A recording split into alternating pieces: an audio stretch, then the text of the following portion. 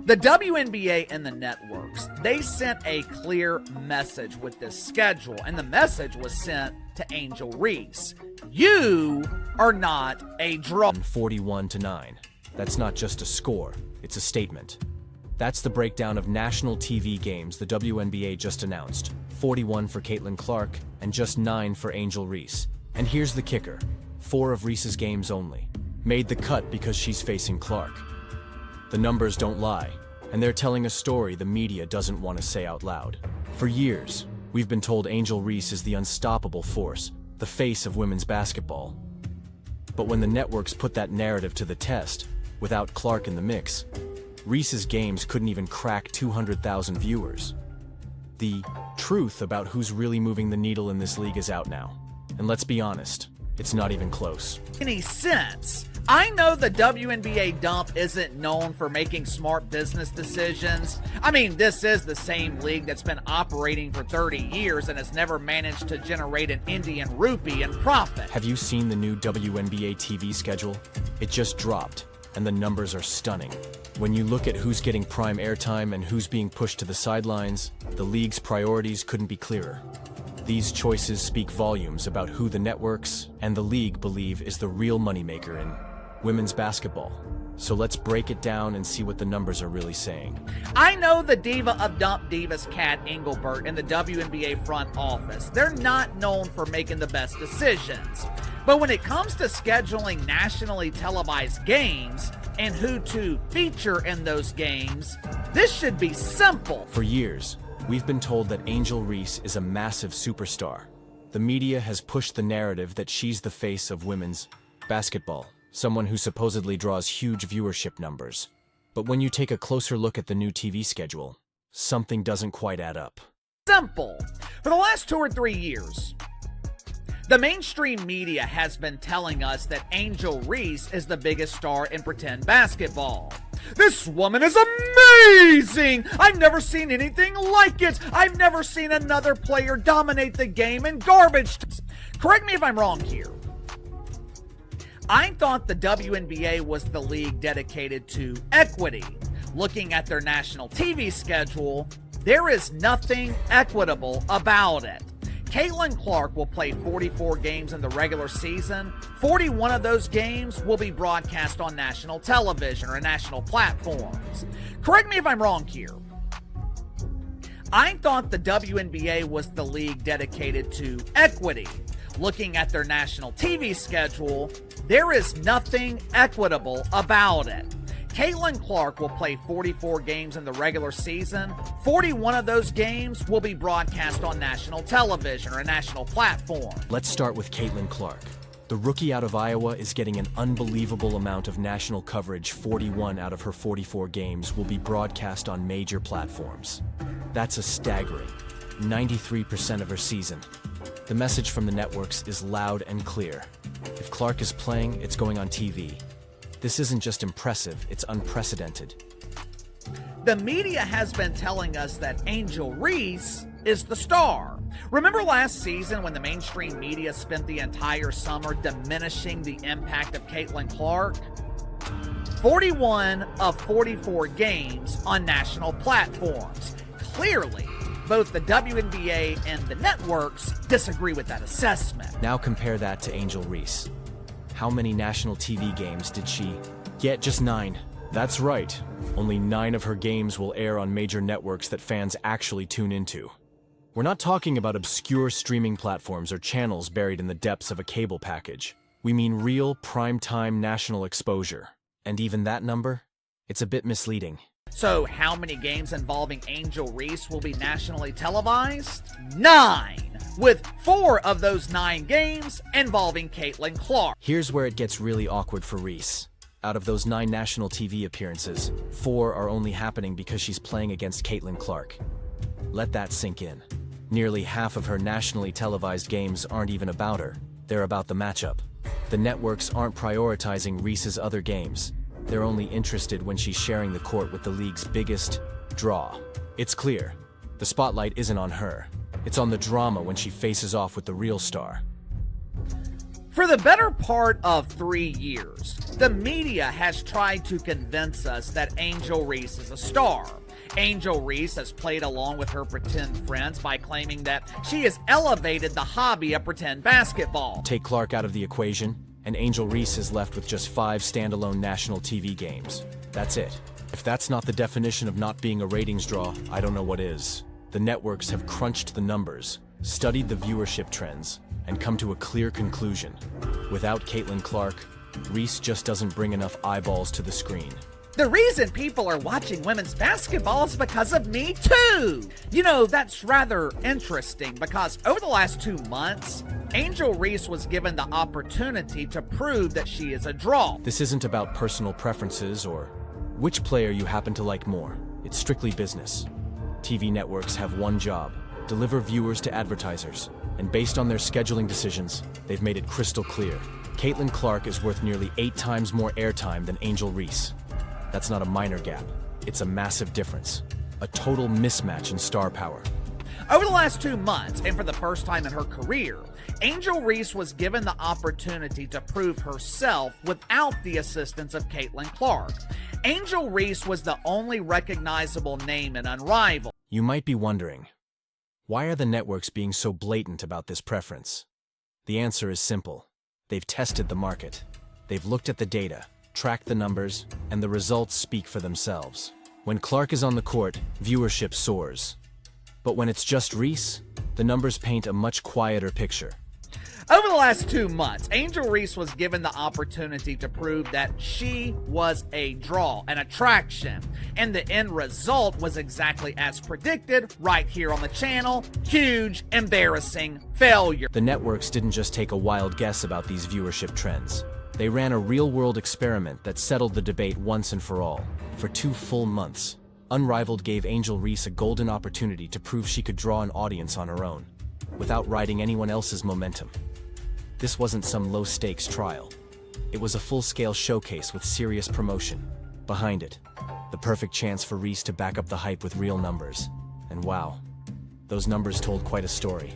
Angel Reese could not draw flies to a fresh turd. Unrivaled struggled to eclipse 200,000 viewers most nights, but that's okay. Angel Reese can always rely on her pretend friends in the mainstream media to polish the turd. Despite all the hype and heavy marketing behind Unrivaled, the show consistently struggled to even hit 200,000 viewers on most nights.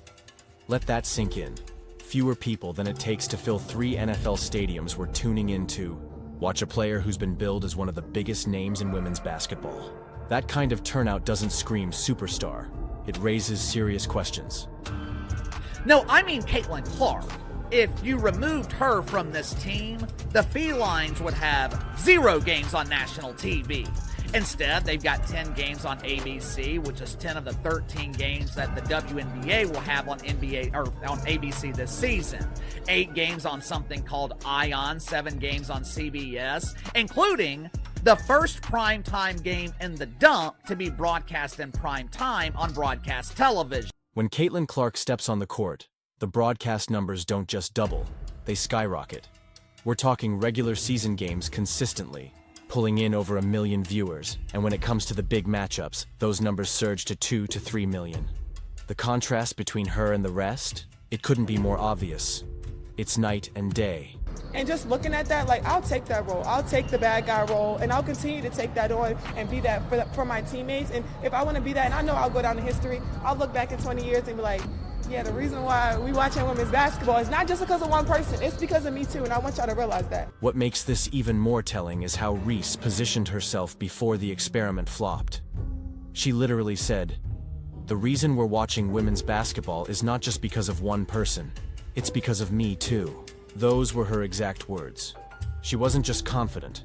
She was claiming co-star status, suggesting she was just as much of a draw as Caitlin Clark. But once the numbers came in, that narrative didn't hold up. Media has spent the last 2 months trying to convince us that Unrivaled was an unrivaled success.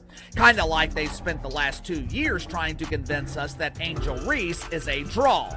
But don't look at their words. Look at the action. But when the spotlight turned solely on Angel Reese, without the Clark effect, the audience just didn't show up. Not even close. The experiment couldn't have flopped harder if they'd planned it. And what's almost laughable is how some media outlets tried to spin these disastrous numbers as some kind of win. They scrambled to cover it up, acting like everything was fine, pretending the emperor still had clothes, when the numbers told a very different story. WNBA released their schedule of nationally televised games. Damn near every article that I read was focused on Caitlin Clark. Why? Because the WNBA sent a clear message with the release of their schedule. It's a message that normal people have understood all along. Angel Reese is not a draw. You have to understand what this means in the business world. TV networks don't base scheduling decisions on personal favorites or Instagram popularity. They care about one thing: cold, hard viewership data. They poured real money into testing Angel Reese's star power in real time, and the results were undeniable. The numbers weren't just disappointing, they were a disaster. There's no gray area here. The verdict was loud and clear. PM. But when it comes to true national platforms, national TV networks people actually watch, Angel Reese has a grand total of 9 games on national television. Just think about how embarrassing this must be for someone who's been marketed as a dominant force in women's basketball. All the talk about being a cultural icon, about driving interest and shifting the game. And then, when she finally gets her own platform with no one else to share the spotlight, the audience disappears. The hype couldn't hold without the support. You tell me who is the real star. You tell me who the networks believe will draw ratings. When the spotlight shines its brightest, it reveals who you really are, and behavior says it all. Just look at the stark contrast between how Caitlin Clark and Angel Reese carry themselves when the cameras aren't rolling. It's like watching 2 completely different approaches to fame. And that difference? It speaks volumes about who's truly confident in their star power, and who's still trying to prove they belong. You see, when you're a real star, when you're a real draw, you don't have to bring attention to yourself. The attention naturally finds you. You don't have to go on social media and post pictures in your new bikini. You don't have to turn yourself into the ultimate victim when lonely men comment on your picture. Real stars don't have to beg for attention. They don't need to stir up drama or constantly remind the world of their worth. The spotlight finds them naturally because their talent does the talking. And that's exactly what we're seeing with Caitlin Clark. She stays focused, handles her business, and lets her game speak louder than any headline ever could. I think Angel Reese knows she's not a draw. You know how I know that? Because Angel Reese is constantly doing things to bring attention on herself. Meanwhile, Angel Reese seems to be constantly chasing validation online.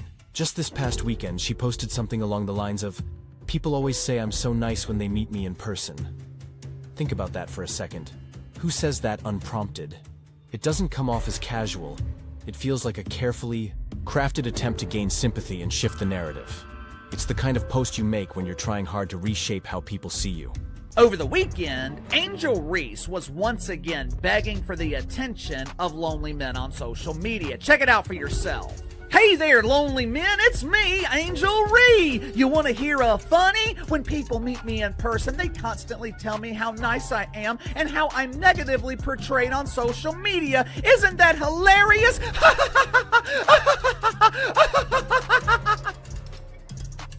And it's not just a one-off. There's a clear pattern in Reese's social media behavior. First, she posts something provocative or controversial, fully aware it'll stir up a reaction. Then, the moment she gets the backlash she was likely expecting, she flips the script and plays the victim. It's like clockwork. Spark drama. Act. Surprised. Claim victimhood. The cycle keeps repeating because, for her, staying in the spotlight seems to depend on keeping the drama alive. When is the last time Kate Clark went viral for something he said or did on social media? To my knowledge, it's never happened. Now try to recall the last time Caitlin Clark went viral for something she posted online. Can't think of one, right? That's because it pretty much never happens. Clark isn't out there chasing clout with Instagram drama or Twitter feuds. She doesn't have to. Her talent on the court speaks volumes and generates all the buzz she needs. No theatrics required. You expect me to believe random strangers approach you on the street and tell you how nice you are? Look, I'm sure Angel Reese is a nice woman. I have nothing against her on a personal level. Hell, I don't know her person, but it's shit like this. It's this attention-seeking behavior that damages her credibility. What's really going on is that Reese's constant social media activity is exposing something deeper, something she likely doesn't want people to notice. Deep down, she seems to realize she's not the main draw, not the one pulling in the viewership she's been hyped up to deliver. And that realization clearly gets to her. It's why she's always online, fishing for praise and reassurance, trying to fill that uncomfortable gap. Angel Reese is constantly seeking attention. She craves the spotlight because she knows the spotlight is shining brightest away from her. She knows Caitlin Clark is the star. She knows Caitlin Clark is the only reason people are watching the WNBA. More importantly, Angel Reese knows people are not watching her, and judging by her behavior, it bothers her. The contrast couldn't be clearer. One player lets her game do the talking, staying mostly silent online while racking up wins on the court. The other, constantly posting, stirring up drama and chasing the spotlight. It's the difference between someone secure in their value and someone still trying to prove they're relevant, not just to the world, but maybe even to themselves.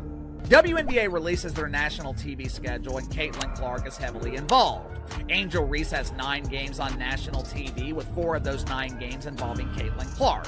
Do you think that bothers Angel Reese? Do you think it bothers her that she's not a draw? So there it is. We're watching a classic shift unfold.